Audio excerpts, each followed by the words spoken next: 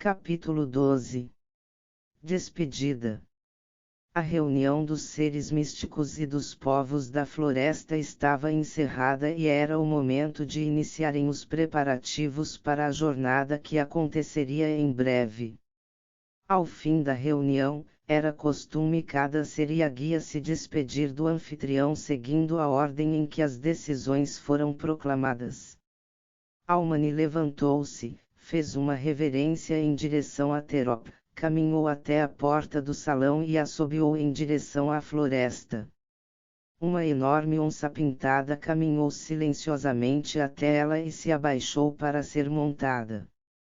Caminhando suavemente pela via, as duas desapareceram na floresta. A seguir, Aplatis com seu olhar gentil, dobrou seu corpo pequeno em direção ao anfitrião e caminhou com passos colmos pela via apoiado em seu alto cajado adornado com várias espécies de flores. Os cajados vivos que florescidas e florescidos empunhavam simbolizavam a conexão profunda que tinham com tudo que brotava do solo fértil da floresta. Depois de um tempo, Aplatis sumiu camuflado em meio às árvores da floresta. Ao se curvar em direção ao sopro, os cabelos e a cabeça de Abadrael se acenderam em chamas, seu corpo se alongou assumindo a forma de um vigoroso corpo de mula. Sua crina, também em chamas, crepitava sobre seus pelos negros. Os cascos escuros, cravejados com pedras brilhantes e coloridas, soltavam faíscas ao tocarem os tijolos da via. Galopando com firmeza ela também entrou na imensidão verde da floresta. Ezeltra fez uma elegante reverência e seu corpo fino se transformou em um lobo-guará negro com olhos brilhantes. Silencioso e rápido ele sumiu na escuridão através do portal da entrada de onde o vento faz a curva. Na sua vez, Balium se inclinou fazendo todas as pedras que cobriam partes de seu corpo cintilarem magnificamente. Balium virou luminescência e riscou o céu escuro como uma estrela cadente. Elavote, a guia dos povos da floresta também se curvou em direção ao anfitrião e caminhou, cercada por incontáveis tons de roxo, em direção ao portal de entrada. Ali, uma piroga equipada com 100 reimos poderosos a aguardava para levá-la de volta para a localidade. Apenas 3 seres permaneceram no salão. Terop que observava Drevi, que parecia perdido em pensamentos, e Rimora que observava os dois alternadamente. Farei uma visita às minhas filhas que moram por aqui, disse Rimora inclinando a cabeça em direção a Terop. Com o movimento, a cascata de cabelos, tão azuis quanto seus olhos, quase tocou o chão. Ela desapareceu na curva da rampa caminhando despreocupada. O sabiá laranjeira cantou ao longe. No salão, os dois nascidos permaneceram em silêncio. Os raios do sol entraram pela abertura do teto iluminando o ambiente e incidiram sobre o tampo escuro da mesa que absorveu totalmente sua luz. Verde. Como que despertando de um sono profundo, o Bamocelro levantou os olhos arregalados encarando o outro. Ele pôs-se de pé rapidamente. Em agradecimento pelos peixes que você assou durante nossa jornada, te convido para saborear uma refeição preparada onde o vento faz a curva, disse Terop também se levantando. Não precisa, disse Drevi, ainda parado em frente à poltrona. Eu faço questão, disse Terop caminhando em direção à saída. Drevi o seguiu e eles subiram lentamente, lado a lado, a rampa da morada. Depois de alguns passos, ele parou. A localidade de onde o vento faz a curva se estendia a perder de vista, ocupando os dois lados da via. Suas casas construídas ordenadamente tinham as mais variadas cores. Depois de um tempo, Terop, que parou ao seu lado, disse: Pergunte. As cores. Cada função desempenhada por aqui está ligada a uma cor. Cada sopro nasce com uma missão a ser realizada para o perfeito funcionamento de onde o vento faz a curva. Venha, vou te mostrar. Disse Terop, esquecendo as preocupações que existiam em seu coração e subindo animado até o ponto mais alto da morada. Ao final da rampa eles chegaram a uma área circular que era várias vezes maior que o salão. Poltronas, iguais às que lá existiam, circundavam o local. Drev caminhou até a abertura circular que existia no chão, através da qual era possível enxergar os móveis do salão tão pequenos por causa da distância. Verde chamou o sopro, venha ver. Ele estava apoiado no parapeito e o Bamocelro foi até ele. Aquela é a casa da colheita, ele disse, indicando o prédio alto em formato de T à direita da morada. Para chegar no mundo, cada sopro passa por suas portas laterais. A construção tinha paredes retas circundadas por vários degraus. Os sinais do tempo podiam ser vistos em alguns pontos, desgastados, dos detalhes das molduras das 3 portas, que estavam fechadas. Pergunte. A porta central. Apenas sopros nascidos da escuridão passam por lá, disse Terop, caminhando em outra direção, mas logo ele parou e voltou o rosto para trás. Se você quer saber, é preciso perguntar. Por que casa da colheita? Porque ninguém nunca viu um Bamocelro em sua forma original. As construções atrás. Terop voltou para o lado do outro. Na área indicada por Drev existia um enorme bambuzal. Suas folhas se agitavam ao sabor do vento. Algumas construções circulares de vários tamanhos e cores contornavam as finas restes. Essa área é chamada bambuzais e as construções são as casas das sopros cachimbeiras, ele explicou. O que elas fazem? Terop caminhou para a direção oposta enquanto era seguido de perto. Eu estive em todas as reuniões. Eu vi, disse Terop. Qual sua idade? Eles observavam o lado esquerdo da morada. Terop apontava para uma construção baixa que se estendia zigue-zagueando no solo por vários metros. Sua fachada era coberta por finos tracos de madeira. Lá é o local de aprendizado de sopros. Quando chegam no mundo, nossas crianças ficam sob os cuidados de sopros anciãos e anciãos, que são os responsáveis por repassar os ensinamentos. Ali elas descobrem quais funções irão desempenhar por aqui. Lá todos usam vestes brancas. Depois um tempo, Terop disse. Se você não perguntar, não saberá se existe uma resposta. Você aprendeu lá? Não? Levantando o braço ele apontou para a área cheia de árvores que crescia atrás do local de aprendizado. Aquela é a floresta herbal.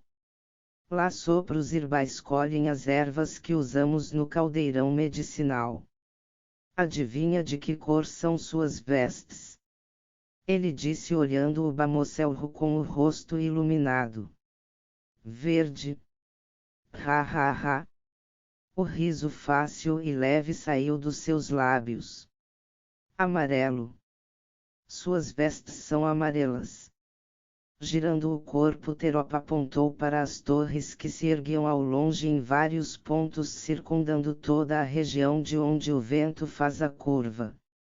Aquelas são as torres de guarda. Elas foram construídas logo depois da primeira reunião. São um total de 7 e cercam todo o local onde o vento faz a curva. Sopros guardiãs e guardiões com suas parceiras e parceiros místicos nos protegem de lá. Qual cor você acha que eles usam? Ele perguntou com um sorriso no rosto, se virando em direção ao outro. Vermelho. Ha ha ha.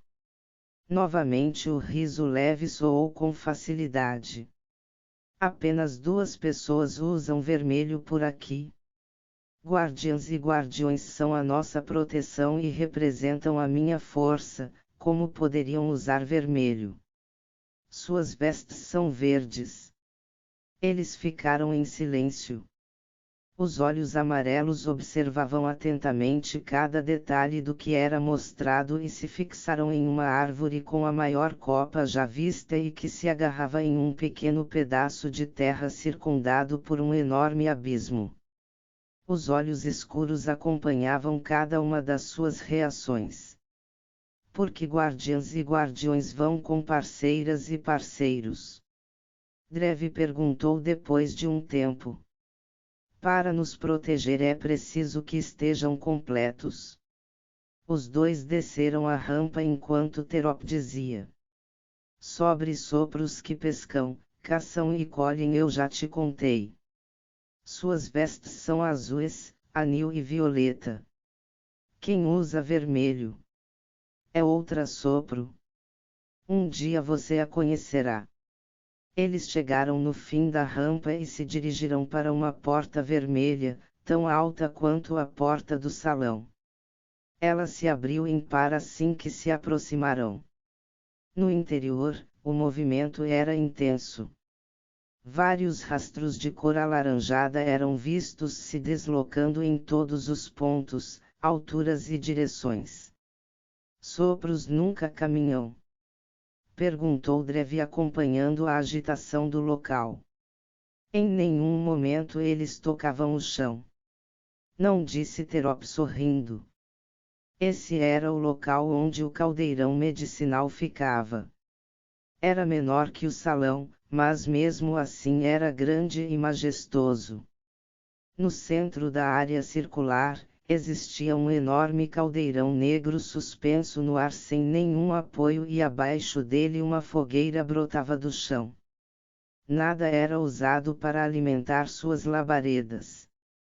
A toda a volta, cobrindo as altas paredes cônicas, existia uma infinidade de prateleiras que chegavam até o teto. Parte de seus nichos acomodava tipos variados de ervas que eram colhidas e despejadas no caldeirão por sopros, de forma ordenada. Outro grupo colhia o resultado da união das ervas. Com gestos suaves das mãos, pequenos redemoinhos saíam do interior do caldeirão e eram confinados em frascos de cerâmica que eram depositados em outra parte dos inúmeros nichos. Após observarem a movimentada sala, Terop disse: Todas as pessoas são bem-vindas aqui, sempre que precisarem, a qualquer hora do dia e da noite. Terop virou o rosto em direção ao outro e continuou. O fogo que aquece o caldeirão foi fornecido pela Abadrael. Você também consegue criar fogo que queima eternamente. Silêncio. Você precisa apenas pedir o que quer, disse Terop estendendo a mão com a palma aberta virada para cima que o caldeirão te fornecerá imediatamente. Um pequeno frasco apareceu sobre sua mão, mesmo fechado ele exalava o cheiro relaxante característico das ervas usadas por ele. Viu? Experimente. Dreve estendeu a mão do mesmo jeito, mas nada aconteceu. Você tem que pedir. Nós não temos o poder de ler mentes.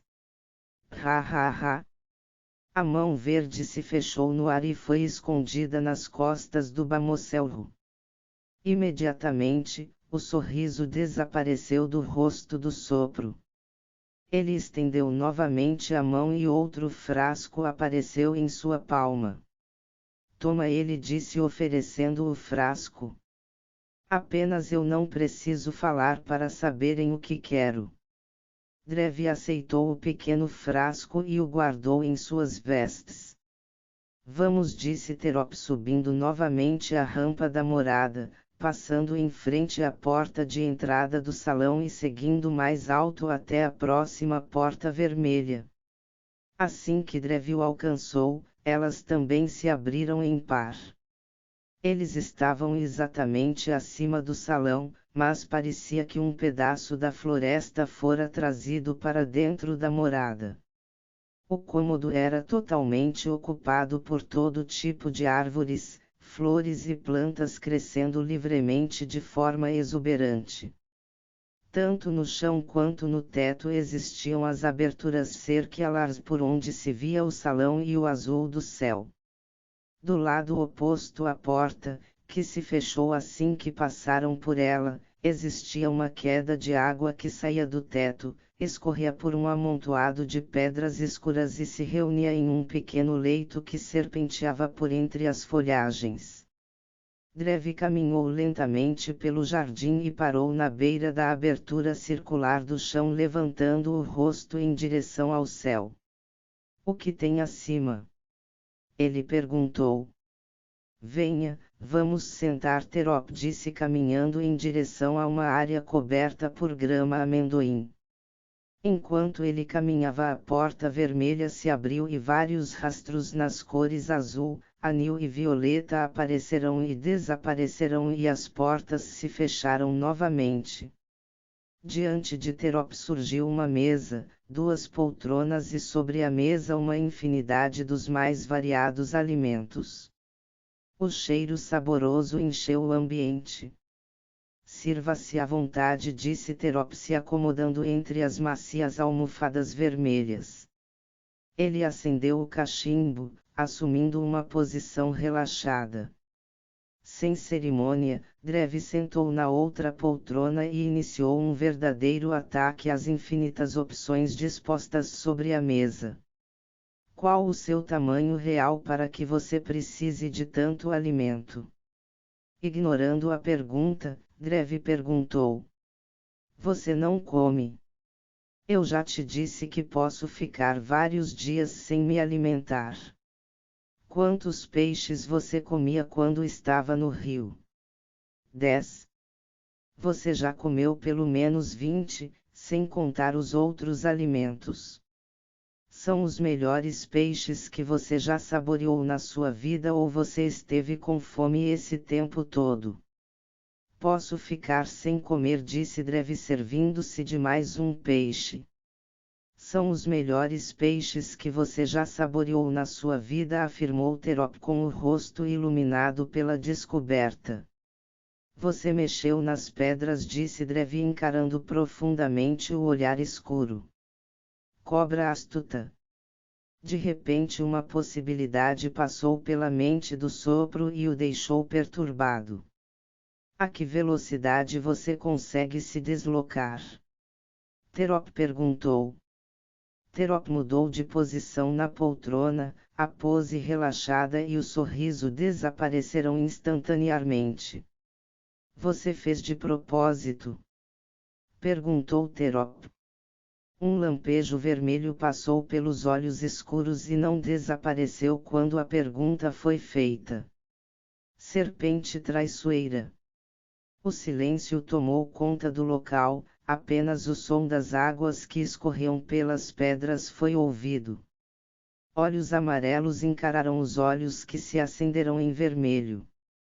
Você foi capaz de estender a jornada por todas aquelas luas apenas porque eu interferi no lançamento das pedras. Serpente ardilosa. Curta. Comente. Compartilhe. Inscreva-se no canal. Até o próximo capítulo.